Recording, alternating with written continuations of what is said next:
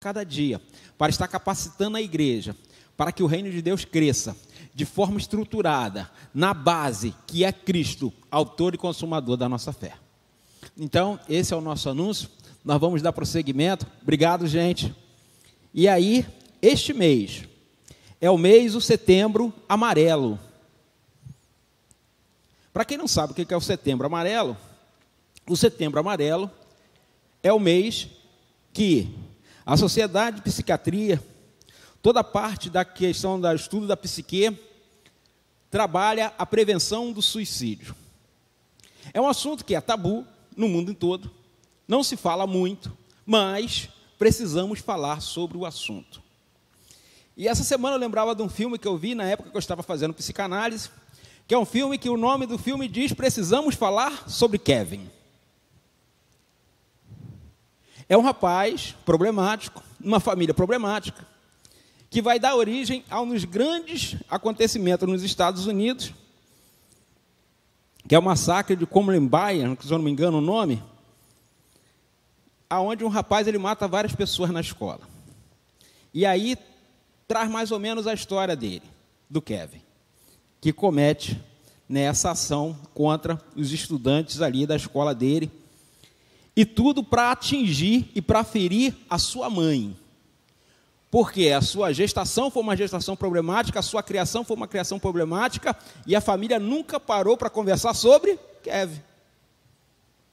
E aí é uma tragédia. O Kevin, além de matar os amigos da escola, mata o pai e a irmã caçula. Porque ninguém queria falar sobre o Kevin. Então era uma tragédia anunciada, mas sem conhecimento nós não conseguimos prevenir. E aí hoje, eu essa semana, orando ao Senhor, para falar hoje de manhã, tinha preparado uma outra mensagem, e aí de repente eu escutando uma palavra de um psicólogo, e ele falou no assunto, e eu falei, opa, e o Espírito Santo começou a me impulsionar para esta palavra desta manhã. E aí nós vamos falar de 3 personagens aqui, 3 situações diferentes, mas que vai nos alertar e nos fazer pensar como nós temos agido em família, como nós temos enxergado a família. A pessoa que se suicida, ela vai dando sinais. Ninguém vira a cabeça de uma hora para outra e tira a vida. Isso não existe. A pessoa sempre vai dando sinais, apontamentos. Só que esse mundo nosso é tão corrido que a gente não se atenta para as situações. E a Bíblia nos aponta também esses sinais, através dos seus personagens. Por isso que eu digo que a Bíblia é o livro mais fantástico do mundo. Aonde os heróis bíblicos, aonde os grandes heróis da fé, a Bíblia não esconde os seus defeitos. A Bíblia não varre para debaixo do tapete os seus atropelos, as suas negações, as suas debilidades. Não. A Bíblia mostra que mesmo os heróis da fé, os grandes heróis da fé, eram gente como eu e você. Eu gosto muito do apóstolo Tiago quando ele escreve que Elias, um homem que orou e parou de chover 3 anos e meio, e depois orou e voltou a chover. Aí Tiago diz assim: Elias era um homem igual a nós, sujeito às mesmas paixões, e às mesmas questões, e aos mesmos problemas. Não era diferente, não era super. Não existe super crente.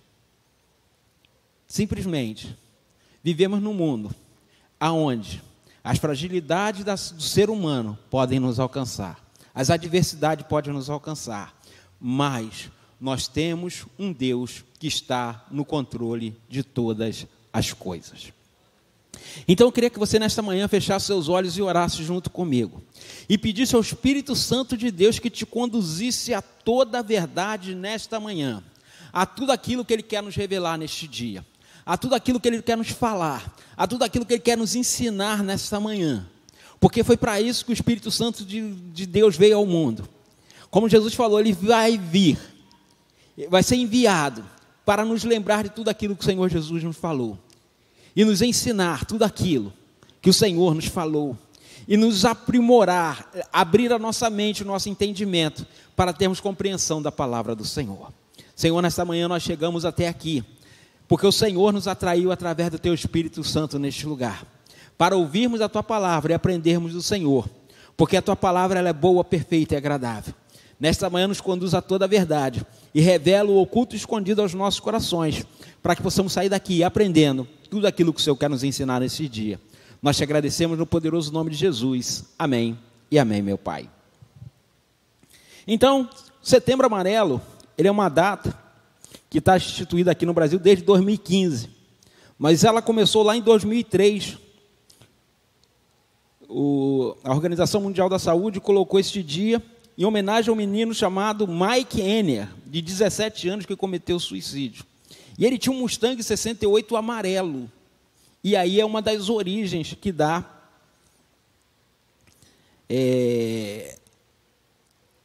origem ao Setembro Amarelo.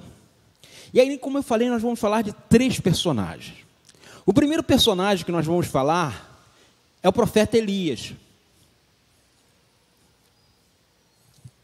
Elias é um homem de Deus, poderoso nas palavras e na ação, nas ações. A sua oração, como eu falei antes, ele ora e para de chover 3 anos e meio sobre a terra de Israel, trazendo uma grande crise. E aí Elias novamente ora e o Senhor abençoa o povo e volta a chover. Mas Elias, depois dessa situação, Elias chega numa estafa. Elias chega num esgotamento emocional muito grande. E Elias quer que o Senhor tire a vida dele. Ele pede ao Senhor que lhe tire a vida. E aí eu queria que você abrisse sua Bíblia. Livro de 1 Reis, capítulo 19.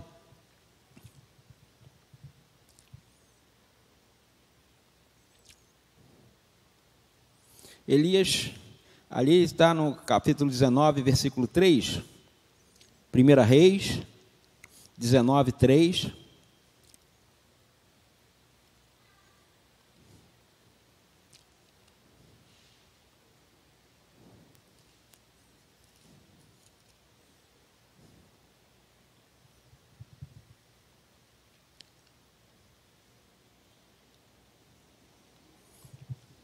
Versículo 3 diz assim: Elias ficou com medo e se levantou para salvar a vida, e chegou a Berseba, que pertence a Judá. E ali ele deixou o seu servo. Um dos sinais de que a pessoa está entrando em uma depressão. A pessoa quer ficar só. O moço do profeta andava com ele em todas as situações. Para onde o profeta ia, o moço ia com ele. Elias caminha, ele sai das imediações de Samaria e vai para Berseba, distante. Imagine você andar daqui a Campos. Tá bom para você? Você ir andando daqui a Campos? É o que Elias faz. No meio do caminho ele deixa o seu moço, o seu servo. Porque Elias queria ficar só. A pessoa começa a querer ficar só. Então esse é um dos sinais. A pessoa começa a se isolar. As atividades que lhe davam prazer, que lhe davam alegria, param de lhe dar alegria. A comida que ele comia, que lhe dava prazer e alegria, para de lhe dar prazer. A paixão pelo seu time de futebol começa a diminuir. Começa a assumir. As coisas que eram muito importantes param de ser importantes. Então Elias quer ficar só. E o texto continua. Versículo 4. Ele mesmo, ou seja, Elias, porém foi para o deserto, caminhando um dia inteiro. Por fim se sentou debaixo de um zimbro. Sentiu vontade de morrer e orou: basta, Senhor, tira a minha vida. Por que estou com medo de Jezabel me matar? Quem conhece a história sabe que ele está fugindo, aparentemente, do que? De uma ameaça que ele sofreu, não é isso? A rainha ameaçou tirar a vida dele. E aí Elias foge. Mas é isso que ele diz no texto? Eu quero morrer porque a rainha está me ameaçando? Porque o exército está atrás de mim? Porque os homens querem me matar? Porque o povo, mesmo depois do Senhor provar que é Deus, o povo continua rejeitando o Senhor? É por isso que Elias quer morrer? O texto está ali, gente. O texto está dizendo que esse não é o problema de Elias.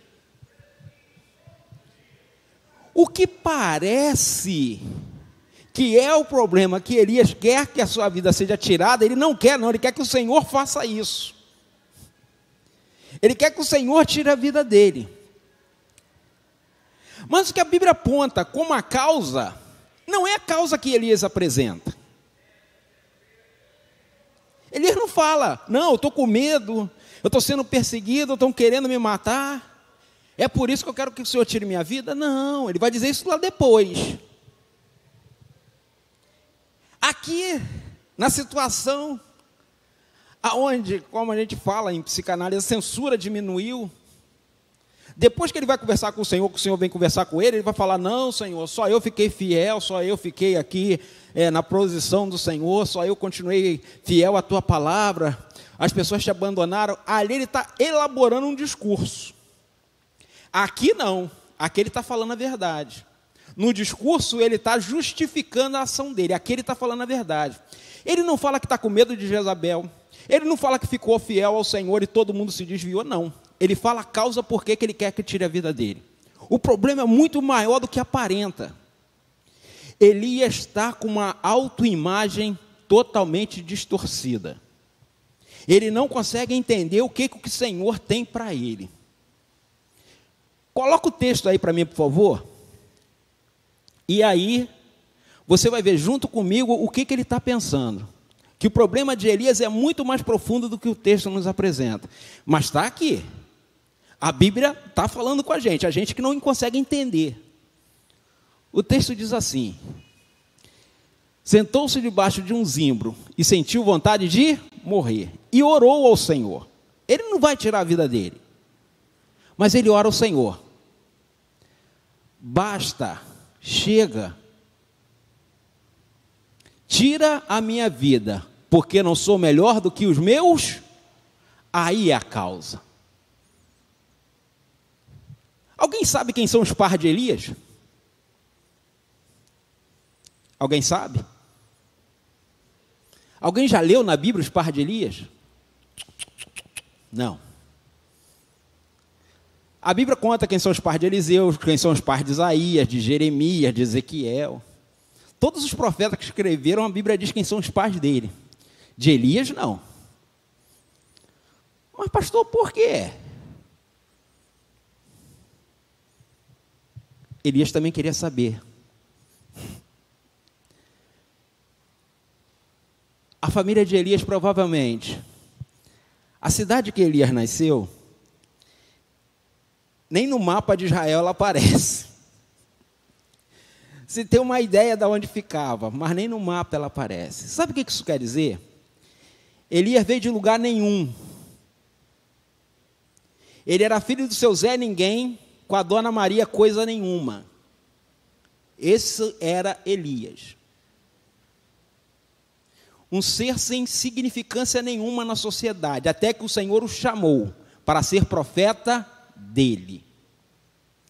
E Elias tinha uma palavra poderosa. Mas Elias, quando ele se vê na situação de destronar o rei de Israel, ele tem uma crise existencial. Rapaz, na minha família ninguém nunca foi nada, ninguém nunca foi ninguém.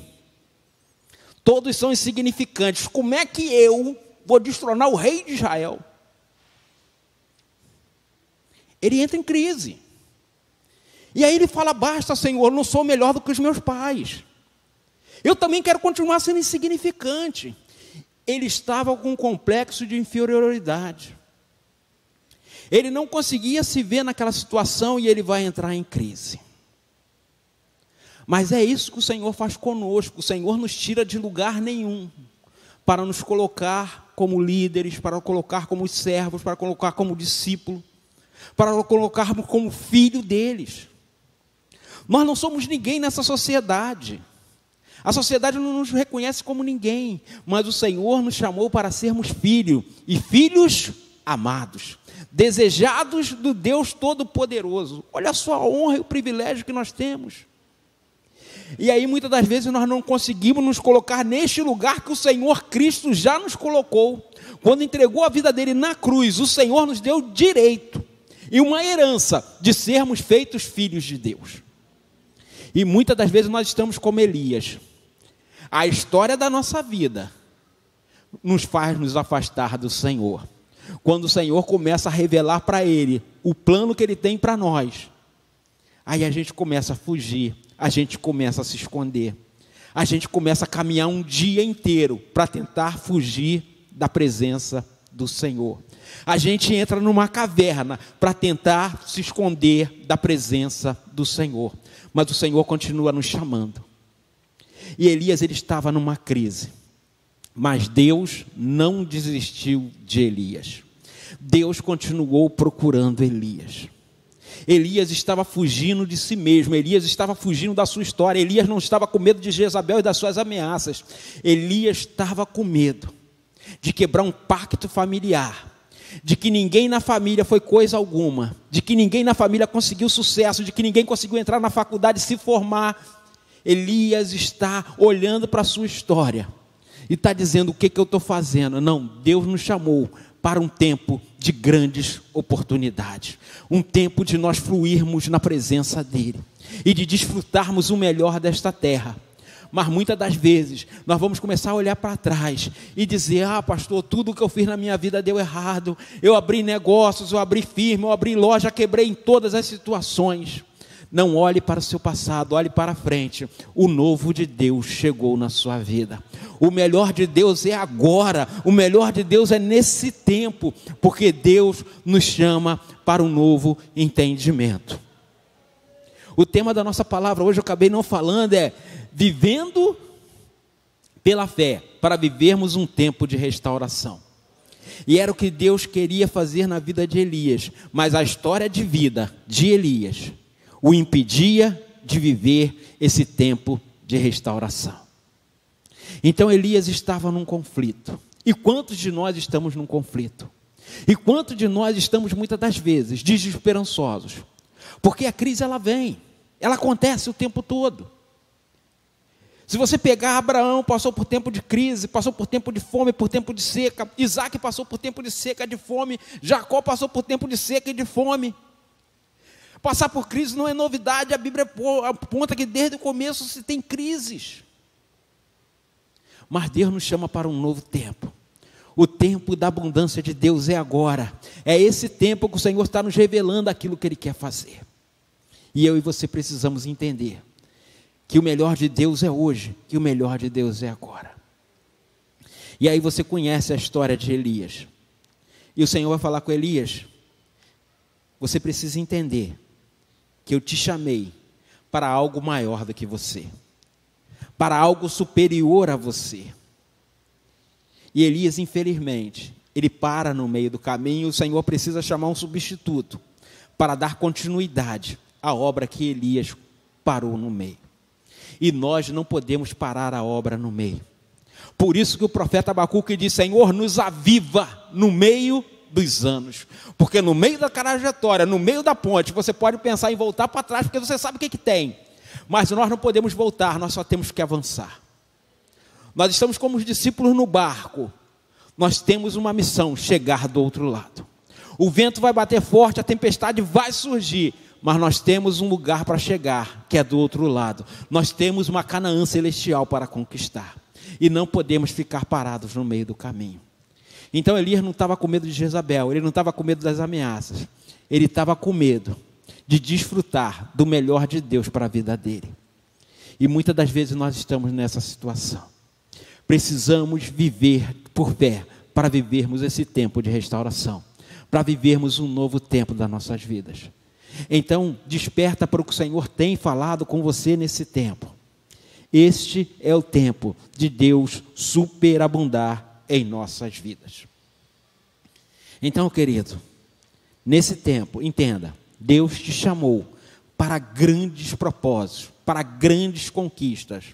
Ah, pastor, o tempo já passou para mim, eu estou com 70 anos, eu estou com 60 anos, eu estou com 50 anos. Isso é para o pessoal mais jovem, para o pessoal do Congresso da Juventude, que ontem estava todo mundo animado, sexta-feira todo mundo animado. Pastor Reginaldo Ribeiro aqui, todo mundo animado, empolgado para conquistar, para fazer. Deixa isso para o pessoal. Não. A palavra do Senhor, lê o livro de Zacarias, gente. O livro de Zacarias é lindo. Diz que até na velhice o Senhor vai continuar abençoando o seu povo. Com 70 anos, 80 anos, vão brincar na praça. Aleluia, gente. Porque é isso que o Senhor tem para nós. O Senhor nos renova como a águia é renovada. Mas os que esperam no Senhor vão ser renovados. Voarão com asas como águias, correrão e não se cansarão, caminharão e não se fatigarão. Os jovens cansam e caem. Mas aqueles que esperam no Senhor continuam avançando. A idade não pode nos paralisar. Temos que falar como Caleb falou. Tão forte eu era 45 anos atrás, eu continuo com a mesma força. Eu continuo com a mesma disposição, com a mesma visão. O Senhor me deu uma terra, e é essa terra que eu vou conquistar. O Senhor me deu uma família, e é essa família que eu vou apresentar para o Senhor, como uma família que o adorou. Porque como Josué nós vamos falar, eu e a minha casa serviremos ao Senhor. Não deixe por menos, porque isso é promessa de Deus para nós. Segundo personagem que nós vamos falar, eu quero que você leia junto comigo, texto que está lá em Jeremias capítulo 20, e aí quando você lê esse texto que você nunca leu, você vai tomar um susto. Jeremias capítulo 20, versículo 14 e 15, se você nunca leu esse versículo, você não conhece essa parte da história aqui, você vai ver um homem falando assim, o profeta dizendo: maldito o dia que eu nasci, não seja bendito o dia em que minha mãe me deu a luz, maldito o homem que deu a notícia a meu pai dizendo, nasceu o filho, é um menino, causando-lhe grande alegria. Maldito seja o dia que eu nasci. Rapaz, como já diz um pastor amigo meu, o profeta estava virado no samurai. Ele estava bravo. Eu conheci esse texto e para mim ele estava reclamando com Deus. Ele está reclamando com Deus, não está, gente? Ele está amaldiçoando o seu nascimento. E aí o pastor trouxe, na verdade, o que ele está falando aqui. Ele não está bravo com Deus não, gente. Ele não está amaldiçoando o dia do nascimento dele por causa que ele está bravo com Deus, não. Parece que ele está bravo com Deus, mas não é com Deus que ele está bravo, não. Ele está bravo com o pai, com a mãe, com os irmãos, com os tios, com os primos. Ele está bravo com a família. É por isso que ele está amaldiçoando o dia. Maldito seja o dia que meu pai teve grande alegria no dia que eu nasci. Antes eu tivesse morrido no ventre da minha mãe, ele fala nesse texto. Antes de eu tivesse morrido lá, o ventre da minha mãe fosse minha sepultura, e eu não tivesse nascido, minha mãe tivesse ficado grávida para o resto da vida. Sabe por que o profeta está falando isso? Jeremias foi chamado muito cedo para o ministério profético. Mas além do ministério profético, além de ser profeta, Jeremias também é sacerdote, que pouca gente sabe. Ele é de família de sacerdote. Ele é chamado para o ministério profético. Jeremias ele faz dois tipos de profecia. Que é a profecia próxima, imediata, e a profecia longa. O que é a profecia imediata? Ele falava hoje e acontecia hoje mesmo. Era imediato. O cara zombava de Deus e falava, vai morrer. O sujeito morria. Era imediato. Próxima, olha só, daqui a 3 meses os babilônicos vão entrar na cidade e vão queimar tudo. Daqui a 3 meses acontecia, os babilônicos entraram na cidade, queimaram tudo, levaram o povo cativo. E é longa, ele aponta para a vida de Jesus, para os acontecimentos da época de Jesus, para os acontecimentos que ainda vão acontecer na nossa época, Jeremias aponta, então era longa, e muito longa. Ele aponta para esses 3 tipos de profecia, o profeta Jeremias. Quando ele começou no ministério profético, a família virou as costas para ele, mesmo as profecias dele sendo confirmadas. O problema dele aqui não era com Deus, o problema dele aqui era com a família. Ele se viu abandonado e rejeitado pelos seus, mesmo estando falando em nome do Senhor, mesmo mostrando que estava certo, a sua família o rejeitou. Então o problema dele aqui não era com Deus, o problema dele aqui era com a família. A família, eu sempre digo que é um lugar de desafios. O Senhor nos coloca num lugar, e aí às vezes a gente pensa assim, se eu tivesse nascido em outra família, se eu tivesse nascido em outro lugar, se meus pais fossem outros, se meus irmãos fossem outro. Só eu que tinha essa ideia, gente? Ou alguém pensou isso também? O Senhor nos colocou num lugar para que nós produzamos frutos. Podemos produzir frutos e que o nosso fruto permaneça.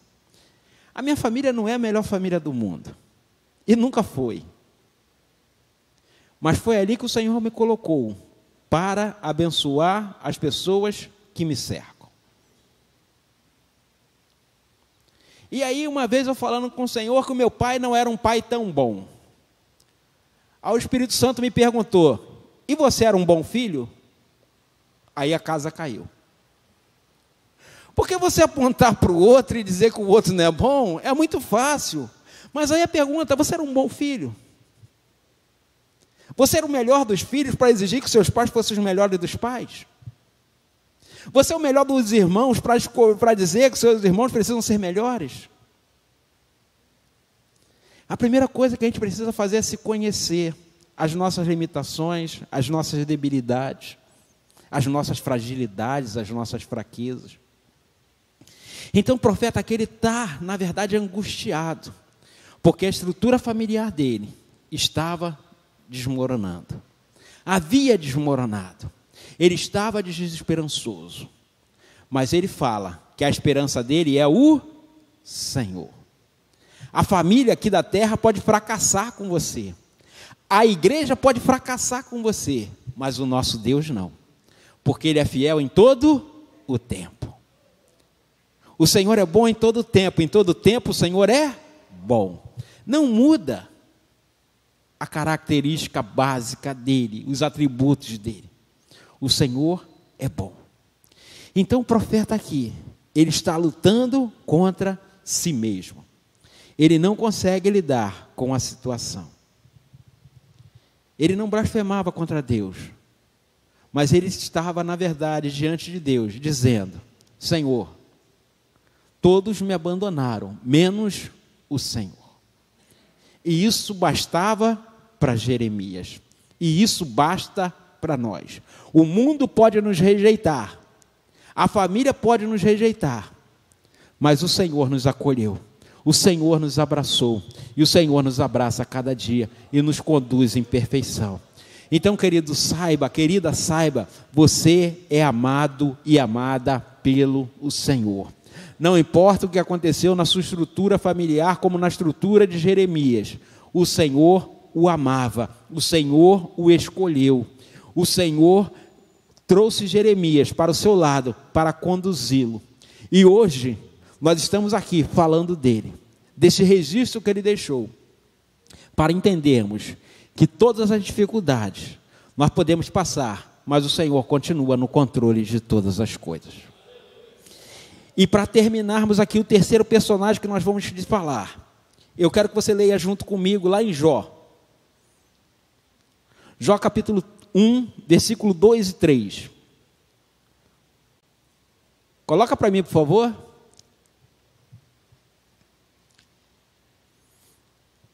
Diz assim: nasceram-lhe 7 filhos e 3 filhas. Tinha 7.000 ovelhas, 3.000 camelos, 500 juntas de boi e 500 jumentas. Também tinha muitíssima gente a seu serviço. De maneira... Vamos ler juntos lá? de maneira que esta pessoa era a maior de todos os do Oriente. Tinha muita gente a seu favor, a seu trabalho, era a maior pessoa de todo o Oriente. Vamos continuar a leitura? Jó 1, 18 e 19, diz assim: também este ainda falava, trazendo uma má notícia a essa pessoa. Quando veio outro e disse: os seus filhos e filhas estavam comendo e bebendo vinho na casa do irmão mais velho. De repente, eis que se levantou um vento muito forte do lado do deserto, e bateu contra os 4 cantos da terra.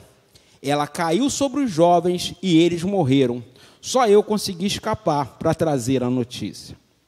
Antes, havia atacado os inimigos, levado parte do rebanho de Jó. Tudo tinha acontecido com essa pessoa aqui.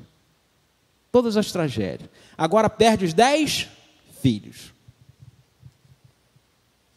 E aí, lá em Jó 2, 7 e 8 diz assim: então Satanás saiu da presença do Senhor e feriu Jó com tumores malignos, desde a planta dos pés até o alto da cabeça. Jó sentou em cinzas, pegou cacos de barro, para com ele raspar as feridas. Você conhece essa história? Todo mundo conhece essa história? Quem é o personagem que nós estamos falando aqui? Quem é? Quem é, gente? De quem é essa história? Não é não. Não é de Jó, não. É da mulher de Jó. Quem perdeu os 10 filhos foi a mulher de Jó, gente. Quem perdeu todos os bens foi a mulher de Jó, gente. Você já parou para pensar nisso? Porque é muito comum os pregadores falarem assim: a Jó perdeu tudo e a mulher dele ainda foi reclamar. Já parou para pensar nisso? Imagine a tragédia para essa mulher, gente. E aí a gente ainda acusa ela de não sofrer nada. Ela ser uma dondoca. Está de beicinho. 10 filhos, gente, numa sociedade onde ter filhos era ser uma mulher virtuosa, ser uma mulher abençoada. Perder 10 filhos num dia só. Eu não sei que você se é mãe, que você que é pai, se você já perdeu um filho. Mas imagine a situação, 10 em um único dia. Você é a pessoa mais importante da sua época, a pessoa mais rica da sua época.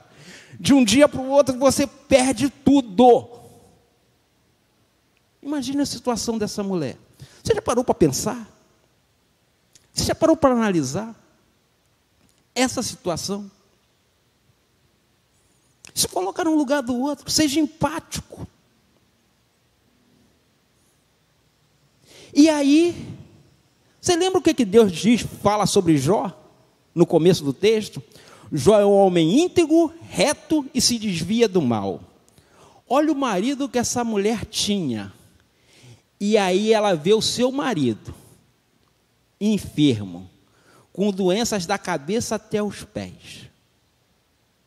Um homem íntegro, reto, que se desviava do mal. Se o marido dela fosse um tralha, um vagabundo, um sem vergonha, aí ela dizia: bem feito, está pagando pelo que fez, está recebendo o que mereceu a vida inteira. Não, mas o marido dela era um homem íntegro, reto e se desviava do mal.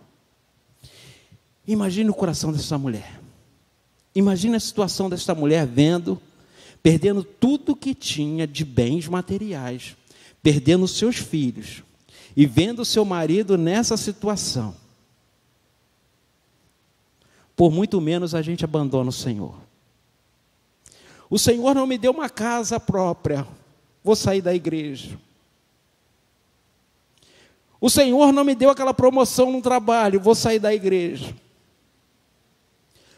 O pastor passou por mim e não me deu a paz do Senhor, vou sair da igreja. O pastor falou uma coisa no meio da mensagem e olhou para mim, vou sair da igreja. Nossa! Quantos motivos realmente verdadeiros para sair da igreja, gente? 10 filhos, num único dia. E aí a gente precisa olhar para nós e perguntar: Senhor, tem misericórdia de mim. Porque nós estamos vendo aqui situações que por muito menos pessoas têm tirado suas vidas. Mas cada um sabe a condição do seu sofrimento. E aí, por que eu trouxe essa história da mulher de Jó? Porque você conhece a história de Jó. Depois disso aqui aparecem 3 amigos de Jó. Ficam em silêncio 7 dias junto com ele chorando. E aí depois começam a trazer inquietações e indagações contra Jó. E aí você conhece o final. Lá no final o Senhor chama eles e fala assim: ó, vocês falaram com Jó aquilo que eu não mandei. Agora eu vou mandar Jó fazer um sacrifício por vocês. E ele vai orar, e eu vou perdoar vocês, porque ele vai orar. Mesmo que vocês orem, eu não vou perdoar, não. Mas percebeu que Deus não falou nada contra a mulher de Jó? Mesmo ela tendo falado para Jó: olha só, amaldiçoa-se seu Deus e morre. Interessante, não é não? Deus não fala nada contra ela. Sabe por quê? Deus conhece a fragilidade do nosso coração. De repente, se Deus faz alguma coisa contra ela, seria menos danoso que fizesse contra os seus filhos e seu marido. Porque quando fazem com os nossos é pior do que quando faz a nós mesmos. Você que é pai, você que é mãe, sabe muito bem disso. Se a pessoa falar mal de você, você até perdoa, mas fala mal dos seus filhos. É sempre assim, gente. Brigou comigo, falou mal de mim, tranquilo. Fala mal dos meus. Briga com os meus. A gente não perdoa não, gente. É pior do que atingir a gente. E aí essa mulher estava num lugar. Mas Deus entende as fraquezas do nosso coração. Então, diante de todas as situações que a gente pode ter vivido, pode ter passado, e aí de repente a gente falou situações que muitas das vezes parecem com a mulher de Jó: amaldiçoe-se seu Deus e morre. Mas o Senhor conhece as fragilidades do nosso coração. E o Senhor traz para nós uma palavra nesta manhã: que Ele nos ama mesmo assim. Que Ele se agrada de nós mesmo assim. E Ele quer nos trazer para perto. Ele quer cuidar de nós. Porque Ele nos ama. E nos ama tanto que deu o seu único Filho para que nós pudéssemos ter vida e vida eterna. Sermos reconciliados com Ele. Então esses 3 personagens apresentam uma coisa em comum. Eles tinham perdido a esperança neste mundo. Eles tinham perdido a esperança nesse tempo. Eles tinham perdido a esperança até diante de Deus. Mas Deus não perdeu a esperança neles. Deus continuava acreditando neles. Deus continuava amando a cada um deles. E é isso que Deus continua fazendo com você nesse tempo. Independente do que você passou, do que você esteja passando, seja qual for a sua luta, Deus continua amando você. Deus continua desejando que você cresça, que você prospere, que você viva nesse tempo, um tempo de fé, para viver esse tempo da restauração. Deus quer restaurar a sua vida, Deus quer restaurar a sua história, Deus quer escrever uma nova história para você. Não deixe que a situação um dia mal tome conta do seu coração. Vença as adversidades desse tempo com a sua fé que o Senhor te concedeu. Porque nesse tempo, o Senhor há de abençoar a tua casa, há de abençoar a tua família, há de restaurar a tua família. Independente da situação, o Senhor há de restaurar esta casa. E aí você conhece a história lá do final da vida de Jó. Não diz que Deus deu uma esposa nova para ele. Não diz que Deus trocou de esposa para ele. Deus restaura a vida desse casal. Deus restaura a vida desta família. E essa família passa a ter o dobro dos bens. Passa a ter filhos e filhas novamente. E a Bíblia diz que as filhas deles eram tão lindas que não havia mulheres iguais a ela. Deus quer restaurar a sua vida, como restaurou a história da mulher de Jó. É isso que Deus quer fazer com você. Mas para isso, você precisa continuar acreditando que Deus está no controle de todas as coisas. Eu queria que você se colocasse de pé, nós vamos cantar uma canção.